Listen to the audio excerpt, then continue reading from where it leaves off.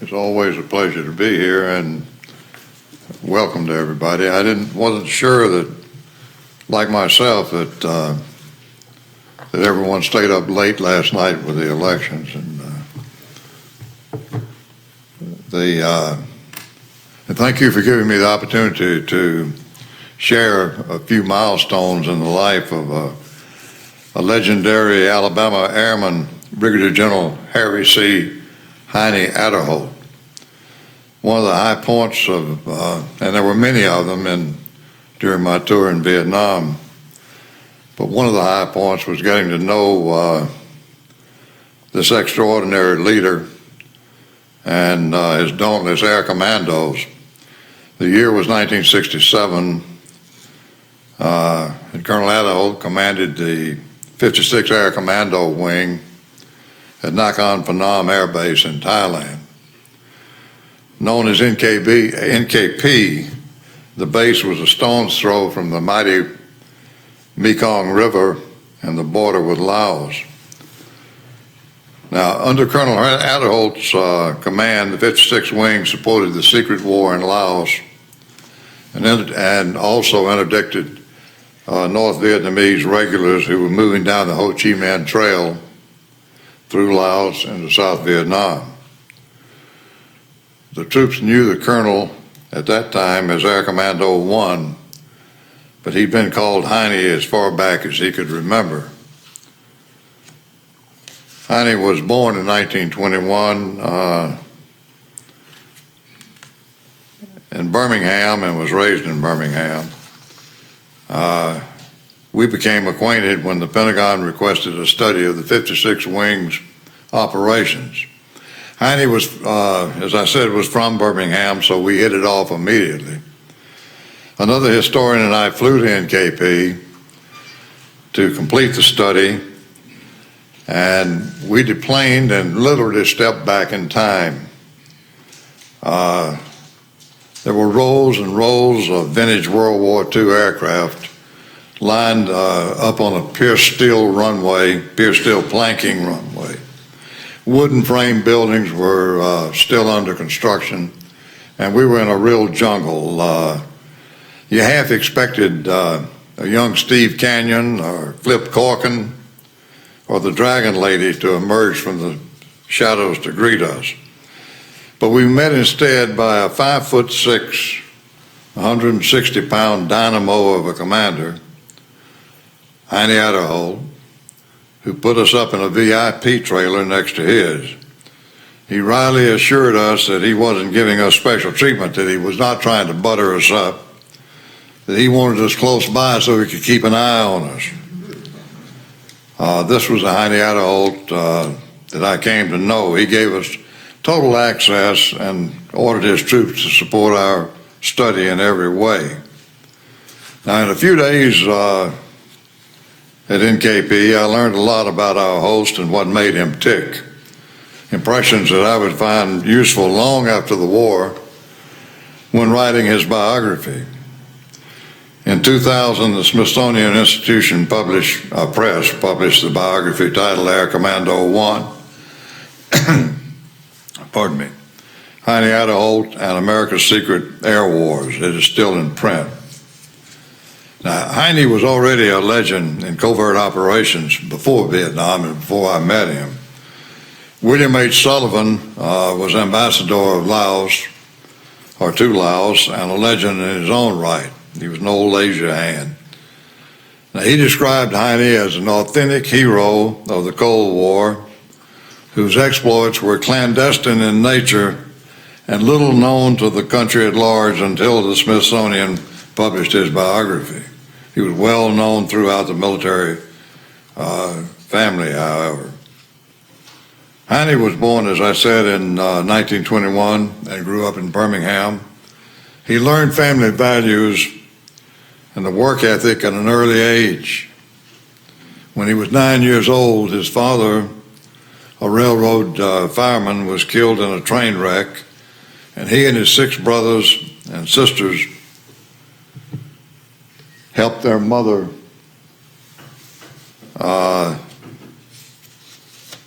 support the family.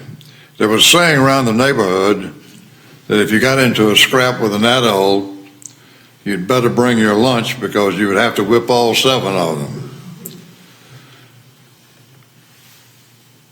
When World War II broke out, Heinie and his brothers, when World War II broke out, the Widow Aderholt became a proud 5-star mom, I should have said. All 5 of her sons joined up.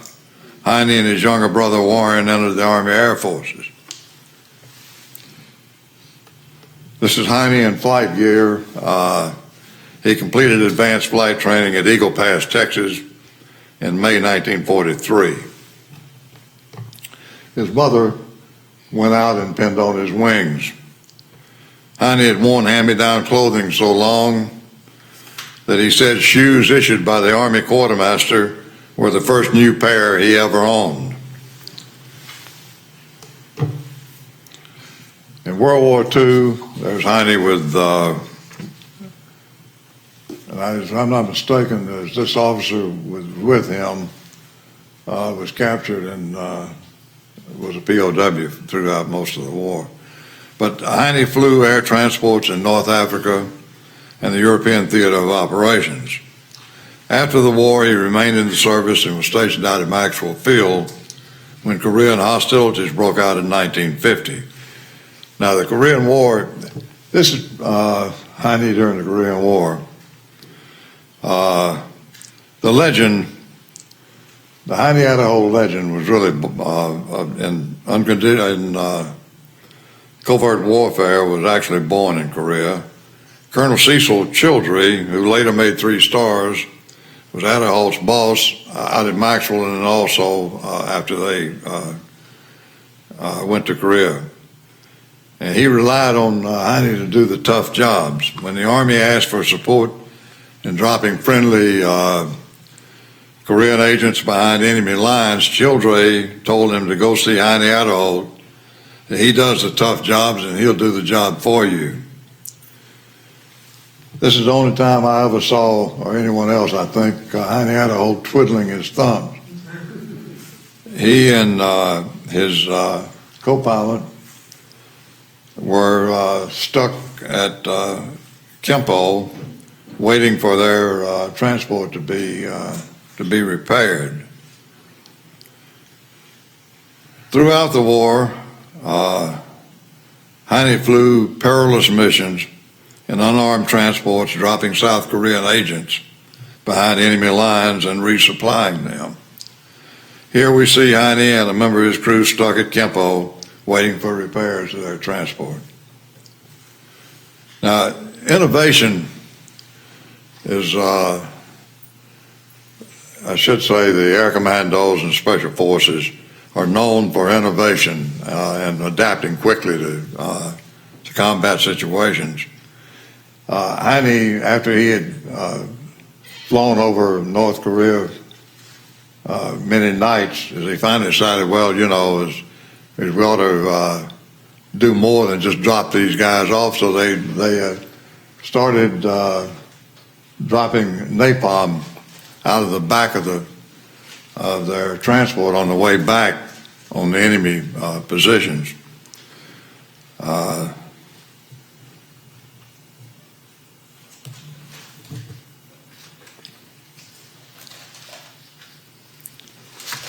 This is the official mugshot of Heinie when we met in Thailand in 1967.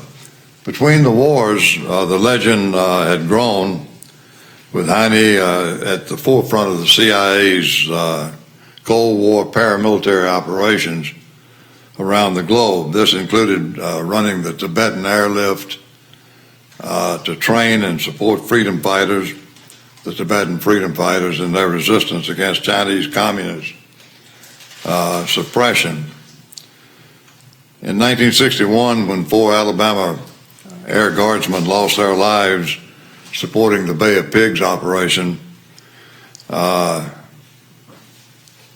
Heinie had 16, he was in Thailand, at Tak Lee, Thailand, and he had 16 B-26s on the runway at Tak Lee, armed and ready to strike communist Pathet Lao targets in Laos. But the White House, when the Bay of Pigs invasion failed, the White House called off these strikes as well, and they did not strike. But during this period, Heinie worked with the CIA, Air America, and the U.S. Embassy in Vientiane to arm and train General Vang Pao and the Hmong tribesmen in their mountain strongholds in Laos. In 1964, he took command of the famed Air Commando Wing, 1st Air Commando Wing at Hurlbut Field, and subsequently served with Headquarters 13th Air Force in the Philippines when the Vietnam War escalated from a counterinsurgency to a buildup of U.S. forces and Americanization of the war. In 1966, General Hunter Harris, the 4-star commander of Pacific Air Forces in Hawaii, handpicked Heinie to establish a joint personnel recovery center with a highly secret special operations group in Saigon. Now, this was a special group that was an answer to MACV, the Military Assistance Command Vietnam, and not the 7th Air Force, which we'll explain something in a minute. Anyway, General Harris handpicked Heinie for this job, and the mission was to recover air crews and other Americans captured by the Viet Cong. One of the early raids on the prison camp in the Delta was named the Crimson Tide, which of course shows Heinie's Alabama background. It was during this period that Heinie had his first run-in with General William W. Spike Momeyer, the new 4-star commander of the 7th Air Force, when the 7th Air Force tactical air support failed to arrive in time to support their operation. Now, every good story has both protagonist and antagonist, and Heinie and the new 4-star commander got off to a very bad start. Momeyer was a decorated World War II fighter ace who had made full colonel at the age of 26. He attained general officer rank at an early age and was known as an authority on tactical air power and tactical air doctrine.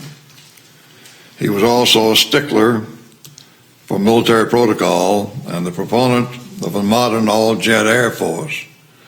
He showed nothing but disdain for what the Air Commandos accomplished with their retrofitted World War II aircraft and hybrid gunships.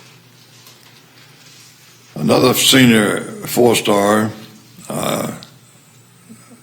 I've forgotten who it was, said Momeyer was picked for the 7th Air Force commander's post because the transition from a backwater coin effort to a full-blown U.S. commitment required someone who didn't give a hoot about getting along, which was a nice way of saying that he was the boss of air power down in Southeast Asia, and that's. It was also said that he fed on kernels for breakfast, and as I said, it didn't take long for Heinie to be at the top of the menu. Matters got worse when General Hunter Harris kept a promise to make Heinie the commander of the 56th Air Commando Wing at NKP, and General Momeyer failed in an attempt to block the assignment. One of the things that General Momeyer did was outlaw the Air Commando uniforms in Vietnam, where he had complete control, and he didn't like them. He didn't want Heinie to go over where that the command arrangements for Thailand were quite different, and for the war in Laos were quite different than they were for Vietnam. And Momar had operational control, but the people in Thailand belonged to 13th Air Force in the Philippines. The political reasons from one country to the other is the reason for that. Ambassador William Sullivan, as I mentioned earlier, old Asia hand and top diplomat in the area, said Heinie deserved stars and described him as a colorful character who eschewed the traditional martinet role of a military commander. He often wore no insignia, flew missions sometimes as a wingman. He swore and drank and arm wrestled with his troops, Sullivan said, and never seemed concerned with the perks of his office except one. He made sure everyone knew who was boss. Now, one senior officer told me that Heinie Aderholt was the only one he knew who could, by the force of his personality, call on 2,000 or more troops, and they would follow him anywhere, any place.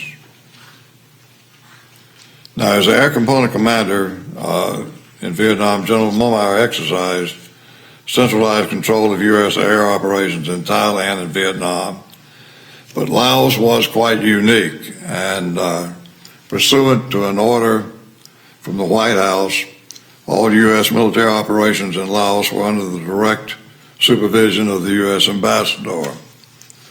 Assistant Secretary of State William Bundy said Ambassador Sullivan's control in Laos was so tight that there wasn't a bag of rice dropped in the country that he didn't know about. The ambassador's control of the military operations, however, rankled the top brass in Saigon, and understandably so, especially General Momar and 7th Air Force headquarters.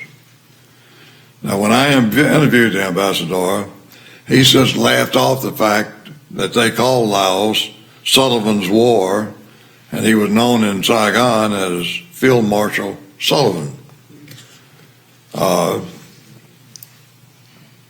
Let's speed things up with a quick tour of the Air Commando Wing and its mission. This picture gives us an idea of how most of his troops towered over Heinie. They called this particular Air Commando Mr. Clean.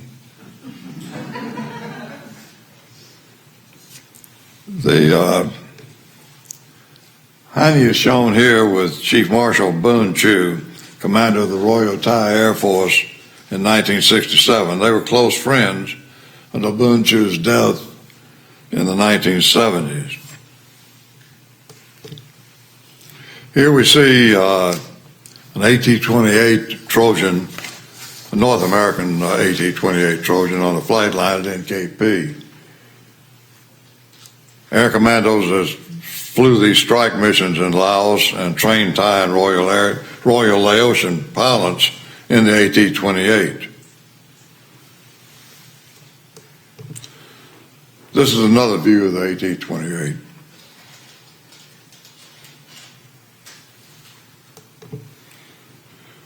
These are Douglas A-26 Invaders at NKP.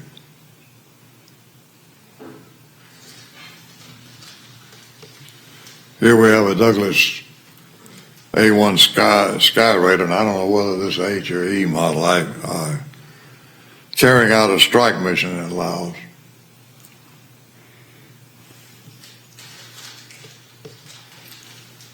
Here we have a print of an A-26 working the Ho Chi Minh Trail at night.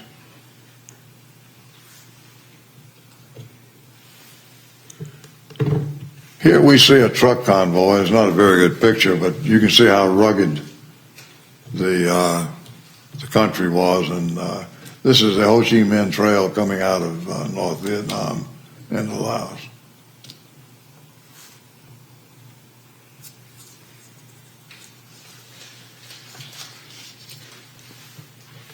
This is a Stoll short takeoff and landing airstrip at one of the Lima sites in Laos. The sites were built by the Air Commandos, the CIA, and the American Embassy in Vientiane to resupply and support General Vang Pao and the Hmong tribesmen. This is another stole strip in Hmong village.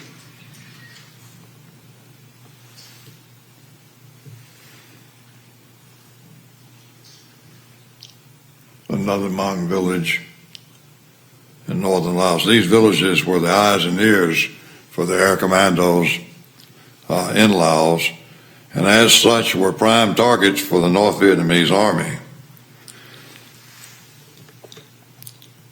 Another shot of the stole. This is General Vang Pao, the famed Hmong leader, and he and his troops were valuable allies in the secret war in Laos. They provided armed resistance against the enemy and vital intelligence about enemy movements. Love this picture. This is Ambassador William Sullivan. He had the highest regard for Heinie and the Air Commando wing at NKP. He looked upon them as his Air Force, and he protected them. Here Sullivan is seen with a traditional Thai dancer at a ceremony at NKP in 1967. Here's Heinie Aderholt and a Thai dancer at the same ceremony. No one respected the customs and traditions of the host country and its people more than these two leaders.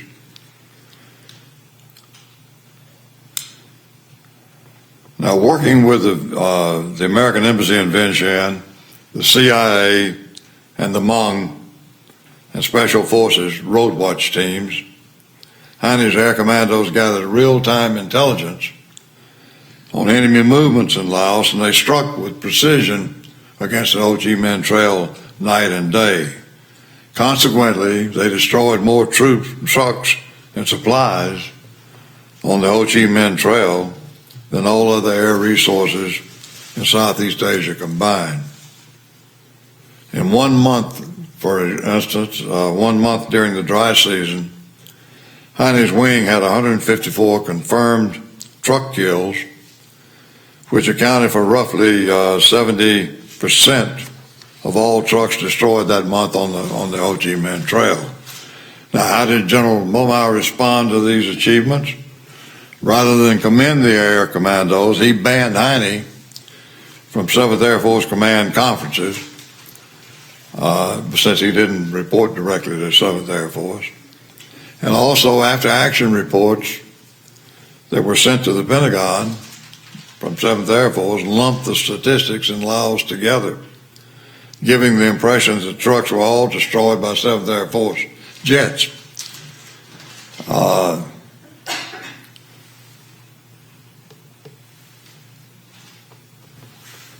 This is Admiral Sharp, Ulysses A. Grant Sharp, the chief of the Pacific Command in Hawaii, who made a visit, and Heinie welcomed him to NKP.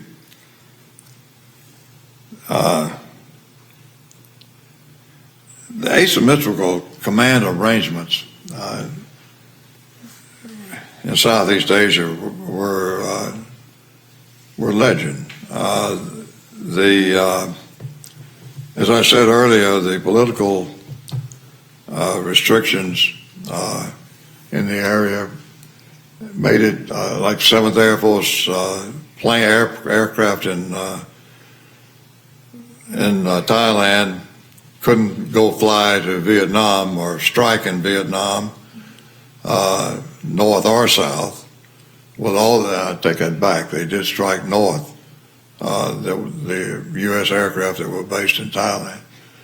But the people there belonged to 13th Air Force and not 7th Air Force. 7th Air Force commander, who was MAC-V, Military Assistance Command Vietnam Air Component Commander, he had operational control of air operations in the area. but they worked. They worked out. They were asymmetrical in many respects, but they worked out. Now, Heinie, when he returned to an assignment at Eglin Air Force Base in 1968, his troubles with General Momire followed him home, and the situation was quite different. The four-star general came back to take over Eglin's parent headquarters, Tactical Air Command, at Langley, Virginia. Partly because he was in General Momire's crosshairs, and largely because the Thais asked for him, Heinie returned to Thailand in June 1970 for a 2-year tour as chief of the Air Force Advisory Group in Bangkok. Thai Air Force leaders respected Heinie because he was tough, sincere, and got things done. Now, Heinie also, as I recall, received a telephone call from the Pentagon from friends there telling him, better look out, Heinie, they're after you. General Momire. So that was another reason behind Heinie taking that assignment. In January 1973, Heinie retired from the Air Force, but not for long. When General Momire also retired, a few months later, the Air Force recalled Heinie to active duty and promoted him to Brigadier General. And he headed up a special team to go back to Thailand to coordinate Air Force actions during the drawdown of American forces, along with humanitarian airlift operations in Cambodia and Laos. This included the evacuation of Vang Pao and loyal Hmong tribesmen and their families, which Heinie did not want to see left behind. They had been such good friends and good allies, and they would have been just at the they would have been probably destroyed or whatever, and by the communists when they took over. The war was, of course, we were losing the war at that point.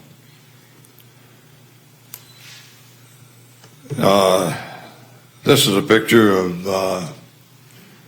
Heinie with Major General Baxter and Thai military leaders at the closing of U-Bon Air Base in 1975. When the mission was completed, Heinie retired the second time in the summer of 1976.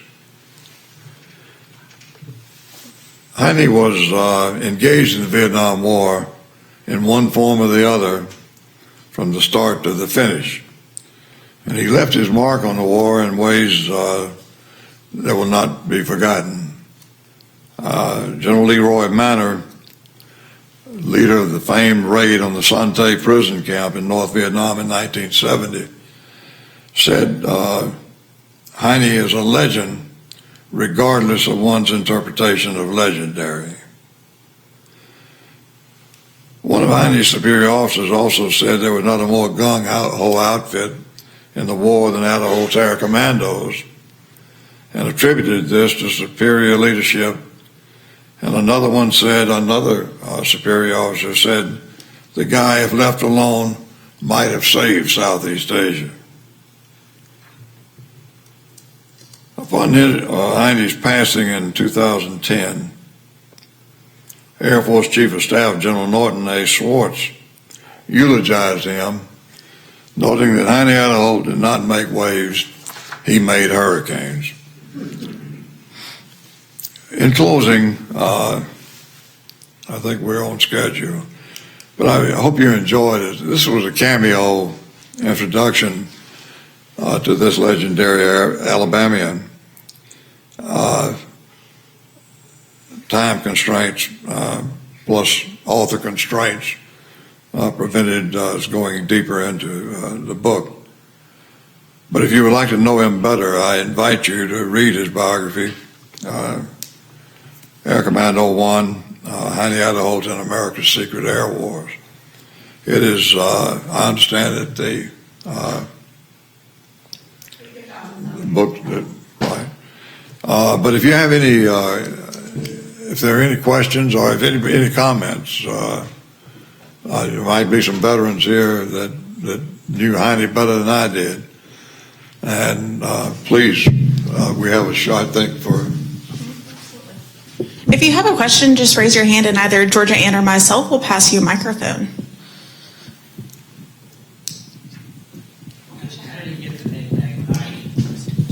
How did he get his size? That's what I understand, and it was from childhood as well. Because I read an article, he played football at Woodlawn, maybe, I'm not sure, in Birmingham. And there was the article said, little Heinie Aderholt ran for a touchdown or something. What was the length of those landing strips that you showed in those pictures? The ones that were shortened? The which one? It was I forgot the correct term. What? Stole. The stole. Well, the stole... How much, I guess, what was the distance they had before they could take off? Not much, I don't know exactly. But of course, and they were dangerous. I think at times they may have lost some aircraft trying to go in there. But that's rugged. It was really a rugged country up through there. And this was the reason that you got into the props versus jets, which that came along about the same time, and was part of the and it's just like the props obviously couldn't survive in a hot environment like North Vietnam. It just would be ridiculous to have gone in. But by the other hand, there were advantages in the war in Laos, where with intelligence and working closely with that they could that was what was needed there. So anyway, those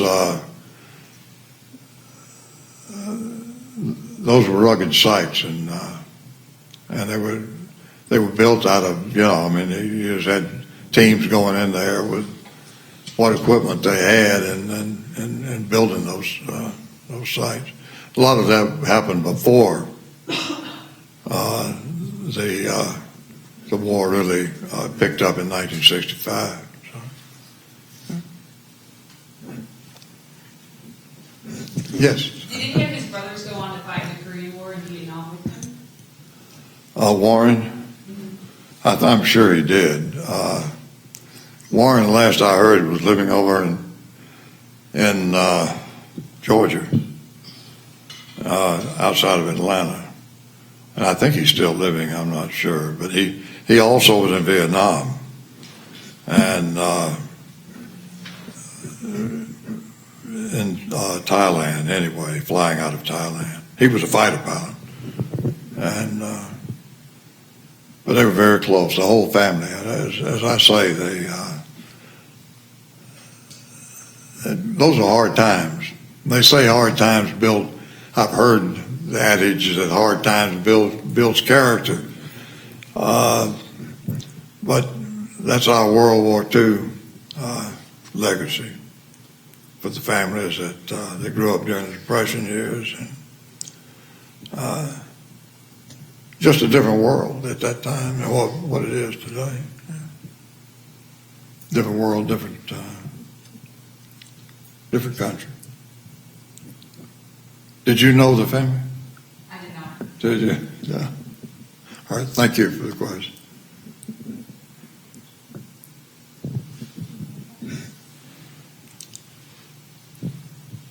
All right. Well, thank you guys for coming. Let's give our speaker another round of applause.